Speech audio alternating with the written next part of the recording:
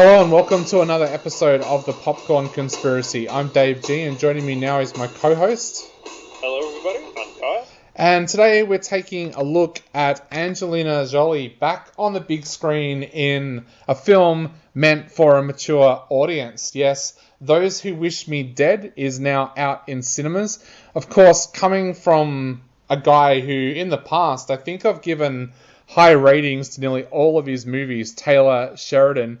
And this time around he's making a film about a group of smoke jumpers. The main one being Hannah, played by Angelina Jolie. And she's kind of been punished because of the mental fatigue that she's going through. She was involved with a fire that killed another firefighter and also some children that had wandered into the fire zone at that time. And her kind of punishment has been that she's been sent out to a smoke tower right out in the forest away from where they think anything's going to happen so she can... Well, it's kind of unclear whether they're punishing her or whether they think that that's the best for her mental stability at that time. At the same time, we have another story where a little boy, Connor, played by Finn Little, is being pursued by these two assassins, Jack, played by Aidan Gillen, and Patrick, played by Nicholas Hoult, who are bloodthirsty. They want him dead to cover up a secret. Now, also in this story is Ethan, played by John Bernthal, who is Connor's uncle and a sheriff in this area as well. So suddenly it's kind of up to Ethan and Hannah to try and protect Connor from these ruthless two. Now, it sounds like a pretty stereotypical storyline, but I actually found this to be a little bit of a film with a difference. What did you think of Those Who Wish Me Dead? I was interested in watching it because I'd recently watched Taylor Sheridan, one of his earlier movies, Hell or High Water, and I loved how it was such a dark modern western tale with like heavy themes of the corruption of banks and the insurance industry. And also, like, this is the first major action movie starring Angelina Jolie that wasn't some Disney kids film in over a decade now. Like the concept as well of a survivalist protecting a kid from assassins in the middle of a major forest fire, it seemed really interesting as well. Unfortunately, I didn't find that the movie really blew me away at all in really the way I was kind of hoping for it to. I mean, maybe I was just hoping for too much, but it kind of disappointed me as a Taylor Sheridan film. And as Angelina Jolie's return to action movies, it's not a terrible film. It's kind of a passable commercial feature and not really anything special. I thought. What did you think, Dave? Yeah, look, I'm a huge Taylor Sheridan fan. I absolutely loved Wind River and I loved Hell or High Water. I think I gave 5 stars to both those films. I absolutely loved them. So I was kind of excited about this film.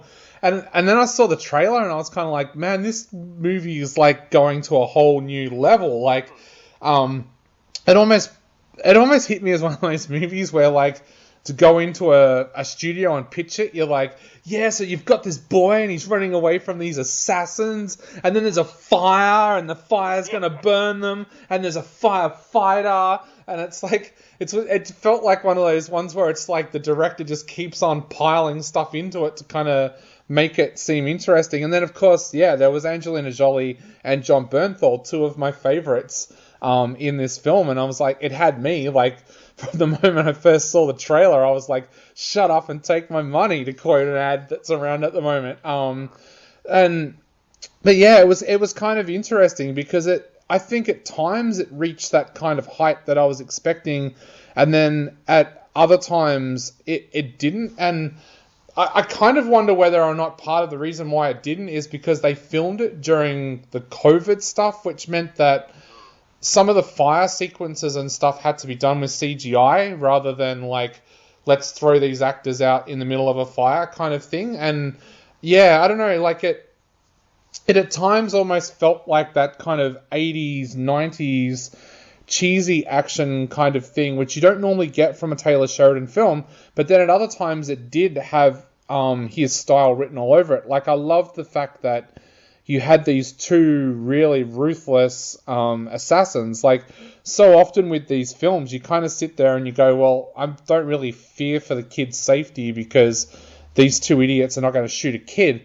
Whereas these guys are just absolutely ruthless. Like, you can fully believe that either one of them will blow away a kid and not really care. So I liked that element of it, I think. Yeah, like the villains that in the film portrayed by Aidan Gillen and Nicholas Hoult, like they start off like suitably vicious and threatening characters. They're shown to be like these highly professional operators and cleaners who have no qualms about wiping out any witnesses that they need to in order to complete their mission.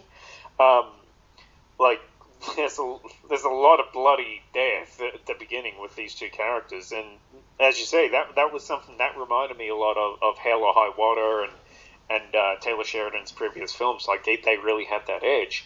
For me, it sort of lost a lot of that edge as the film went on, however, and a lot of the plot holes for the movie and the questions of like, why would they do this? Why would they do that? Start showing themselves.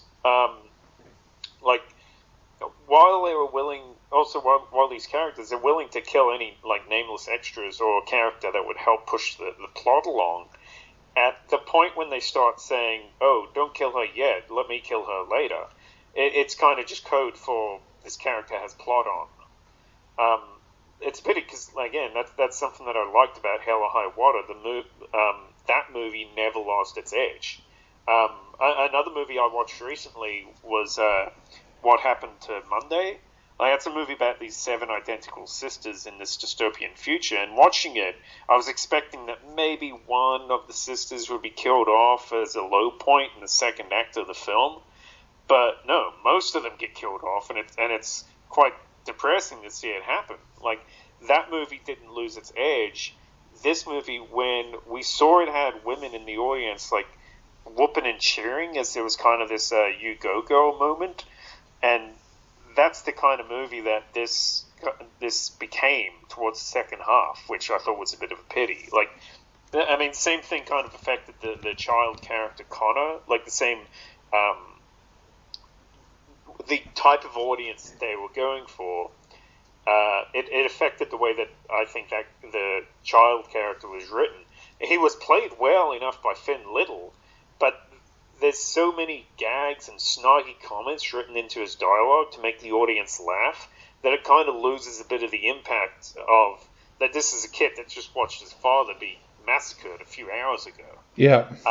So, it's like it's a much more commercial feature for Taylor Sheridan than what we're used to him seeing, than what we're used to seeing from him. Yeah, definitely. And I thought they could have used John Bernthal's character more as well. Like, he's in a really interesting situation because these two guys want to kill him, but they can't because he's like the key really to get the boy to come to them, and for him to track them because he's an experienced tracker, like in the wilderness. So he's kind of in this weird area where he knows that he can push their buttons and they can't shoot him. And I thought like that, and I know maybe it's because I've seen a couple of movies recently where he has played kind of rougher characters. Like, it almost feels like since he made The Walking Dead that he's kind of been in this kind of area where he's like, man, I need to make some movies where I kind of redeem myself for the piece of crap that my character ended up being in The Walking Dead, because he keeps on making these kind of, I don't know how to put it, like almost artistic action films where his character is kind of rough and, kind of like rough and like could almost be a bad guy, but he has these redeeming qualities where he'll rescue a child or something like that kind of makes him the kind of character that you want to root for in a film. And I felt like this film was heading in that same direction, but it didn't really use that advantage of they can't kill him. Like, yeah, you go back to films like Shot Caller, where he plays this like kind of violent criminal in a jail, but he ends up becoming the hero. The same with Sweet Virginia, where he's almost like this really unlikable character, but he ends up protecting other people. And it's like they should have used more of that in this film. Like, they make him the really likable kind of sheriff at the start of this film, but I think they should have actually used the fact that this is a guy that is more than willing to do his own action sequences, and kind of had him take on Jack and Patrick a little bit more, because he's not a dumb guy. He knows they can't kill him, but it just seems like that for most of this film, they just have him abiding by whatever they tell him to do. And he actually picked me as the kind of character that would be like, you know what, F you. Like, I'm not doing that. Like, you can try and force me to do it, but I'm not doing it. Like, I'm not going to lead you to my nephew. It felt at times with this film that that they almost lost, like, what made that character likable the first time we saw them in the film. And I think even with and I know it's not liking them, but even the same with Jack and Patrick, it felt like they kind of toned them back. I mean, at one point in this movie, like, Jack just shoots a woman who happens to come across an accident scene, like, and not even in a nice way. Like, there's no quiet bullet to the back of the head. He just blows her away, basically. But then later on, when there's a character in it when, I'm sorry, but if I'd been an assassin, I would have blown her away, like, because she was starting to get annoying and pushing buttons. They don't, and it kind of like felt like so many of the characters in this film almost change, like, as the film goes on, but change in a way that you wouldn't expect them to change if this was a real life situation. Yeah, it's like it's kind of a much more like a commercial, a bigger budget kind of movie. It's funny, actually. I was just thinking there, like, John Barenthal's character in this movie, he's pretty much in the same kind of role that another actor from Walking Dead, Michael Rooker, was playing in the movie Cliffhanger. Yeah. And where he's somebody that's being dragged, he's captured by the villains of the film, and he's being dragged all around because they need him to help them achieve their goals. And that's actually, like, I was thinking, this movie, it has a lot of parallels to Cliffhanger, even though it's obviously like a completely different movie. That's Angelina Jolie's character is very much like Stallone's character from Cliffhanger, but instead of being a rescue worker haunted by a tragic mountain climbing accident, she's haunted by a tragic forest fire and the deaths of people that she wasn't able to save. I think Angelina Jolie was quite good in this movie. Like I said, it's kind of the return to the kind of movies that she was making 10 or 15 years ago, when besides a movie that she wrote and directed starring herself and Brad Pitt and the two Maleficent films, she's only really done voice acting gigs in the last 10 years. Yeah. So, like, it's definitely kind of a return to form for her. Like, the character of Hannah is believable enough, and something I liked about the film is it kind of had like Bruce Willis in Die Hard feel to it, which more not the action hero kind of thing that you're probably thinking when I say that, but more that it's a character that is getting torn up, and like she gets like pretty messed up throughout the film due to the elements of what she's being put up against. Like, she's beaten up, she's struck by lightning, torn up, burned. She really is put through the ringer in the movie. And actually, another thing it reminded me of, and ironic being Angelina Jolie, is the more recent Tomb Raider games. Yeah. Which is that's kind of what they kind of push in those games, is the resilience of the character. It's also funny because at some point Angelina Jolie swings around a pickaxe in this movie, which is the exact same type of pickaxe that the Lara Croft character uses in the Tomb Raider games. Yeah. So I think it's kind of like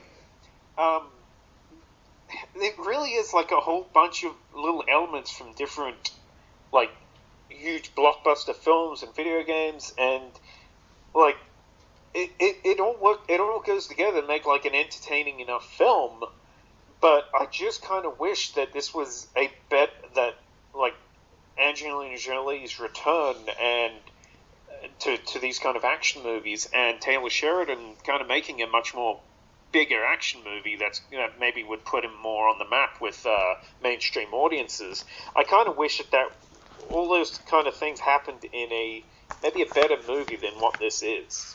Yeah, I think for me, one of the issues that I had with this film as well is one of my favourite films from the last 5 or 6 years was Only the Brave, which is another film about smoke jumpers, and if you haven't seen it, go out and see it. It's an absolute masterpiece of a film. It's a 5-star film that tells the true story about what happened to a group of smoke jumpers, basically centering around a character who became a smoke jumper to try and find a way to get out of his drug addiction that was ruining his life. And it's an emotional film.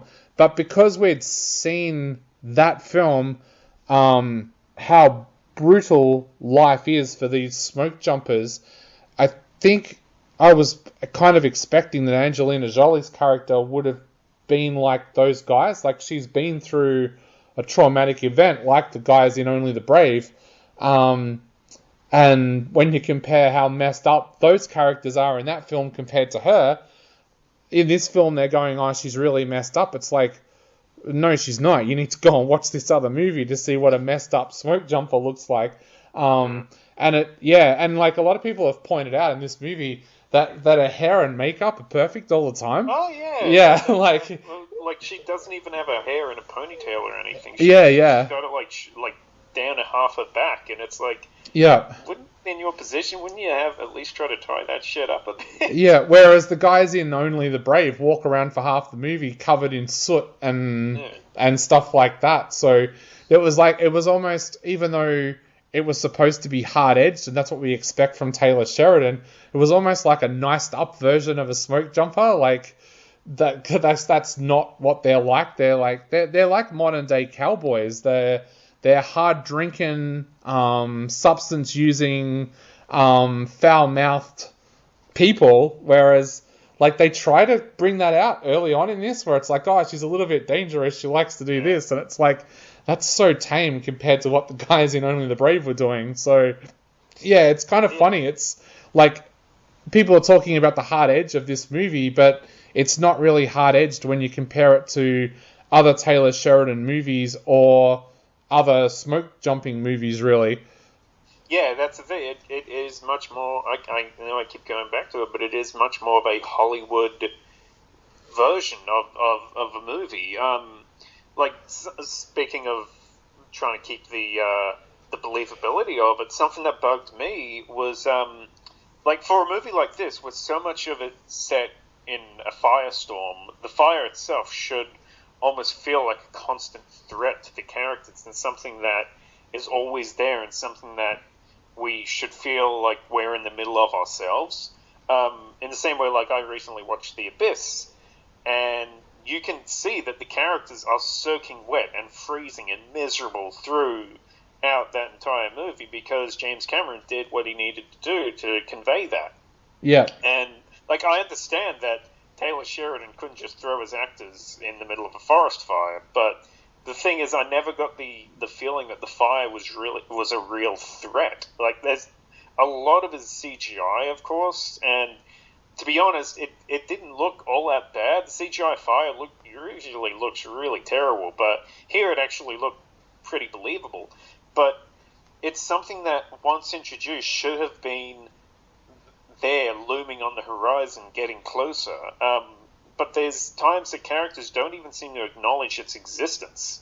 Like, there's a part after we've seen how out of control this fire is raging that Angelina Jolie is in her nearby the fire watchtower, and she doesn't even notice that there's this huge forest fire blazing like nearby. Like, there's scenes that play out with like burning and crackling on the soundtrack and a filter of ash blowing over the visuals, as if it's just off screen, and as if just off screen an uncontrollable fire is raging, but it's just not believable because it's not there.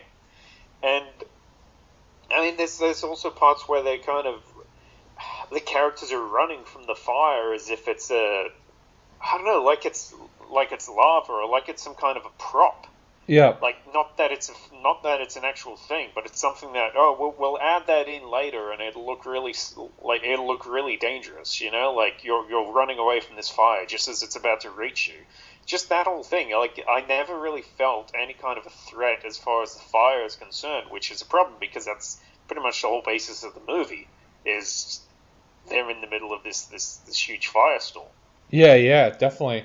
Yeah, it is. It's one of those films where, like, it does have that Hollywood thing all over it. But having said that, though, there's parts of this movie that I really enjoyed as well. Like, there was moments of real tension in this film, but I think I liked it when it was going down that hard-edged road rather than when it was going down the Hollywood kind of road. Like, I really loved those early scenes with Jack and Patrick, like when they just blow up that suburban house, and there's like very little explanation to it. It's just like you see these two guys turn up, they say there's a gas leak, and then they walk away from the house as it just explodes. Like, it's like that explosion looked pretty good too. I'm pretty sure they didn't blow up a house in the middle of suburbia, so if that was a fake explosion, that actually looked pretty good. So yeah, there was elements of this movie that I liked. I don't know, like, I know it sounds like I'm just referencing it because John Bernthal's in it, but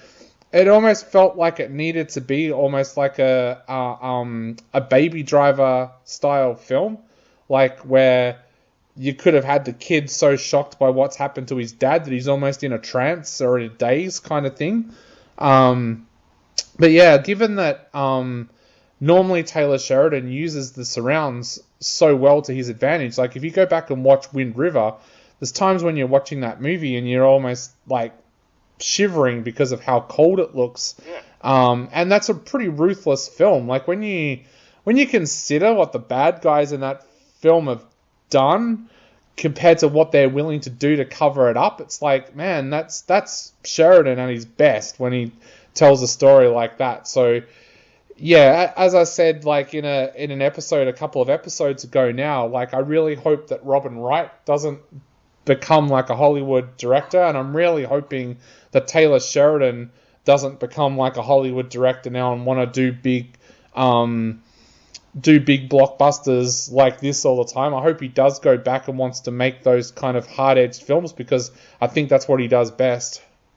Yeah, like I think had this been handled very differently, I don't know whether I know at one point he was just hired to rewrite the script, and then I think he decided he wanted to direct it as well, and because he was able to get Angelina Jolie, it seemed like a dream come true. But just I don't know. I guess I just wish that this had like a more polished script. Something that really bugs me with hidden plot devices or MacGuffins is when they're not handled well, and it's a major part in this movie is this secret. What is it that this accountant found out that's now put his life and his son's life in jeopardy? And who are these government agents, these two assassins? Who do they work for? And what is this secret? And like in Pulp Fiction, we didn't need to see what was in the briefcase because it didn't matter. There was so much other stuff surrounding it, and that's what the movie was about. In a movie like Mission Impossible 3, when they never explain what the rabbit's foot is because the writers couldn't think of anything interesting, it just feels lazy and hurts the film. This movie, it felt more like the latter, where the entire film, why exactly these guys are trying to kill this kid, and who's this shadowy organization they work with, and what is it that this kid's father found, and like, why is it that this kid needs to tell a secret to the media? Like, none of these questions are ever answered, and they didn't need to be. Like, they could have just swept it under the rug early by saying, okay, yep, these guys, they've covered up the leak, they've killed this accountant, but his son might be a threat, so let's burn down an entire city to to wipe him out. Like, that's scary. Like, the idea that these guys are willing to cause a forest fire, not just kill a kid, but they consider causing to burning down a town. They consider that acceptable collateral damage. That's a good enough basis for what these characters are doing. But because the movie isn't going to answer these questions that it continually asks, it just felt like the movie was going to lead to a disappointing conclusion. So, I don't know, I think in this case, I think maybe Taylor Sheridan should have focused more on the script than the directing side of it, even though we know that he's a great director. And, I mean, this is a movie that uses a lot of CGI, and honestly, I think it looked pretty good, which is good considering that I think it's the first time that he's really worked with CGI. Yeah, and like he did it at serviceable enough job, but I think to stick to his pedigree, I think in this case he probably should have just stuck to the script.